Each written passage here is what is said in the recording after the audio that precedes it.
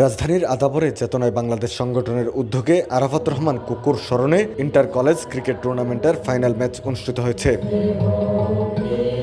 শুক্রবার দুপুরে শ্যামলী ক্লাব খেলার মাঠে আয়োজিত ফাইনাল খেলায় প্রধান অতিথি হিসেবে উপস্থিত ছিলেন বিএনপি চেয়ারপারসনের উপদেষ্টা বীর মুক্তিযোদ্ধা আব্দুস সালাম।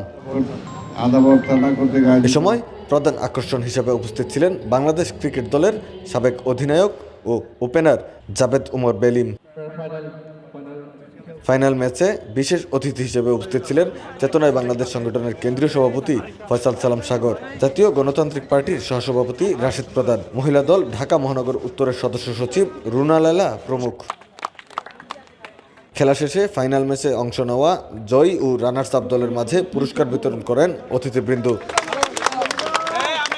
এর আগে চেতনায় বাংলাদেশ আদাবর থানা শাখার সভাপতি মনোয়ার হোসেন জীবন ও সাধারণ সম্পাদক শিহাব সারার খানের নেতৃত্বে অতিথিবৃন্দকে যাত্রী প্রদান করা হয়।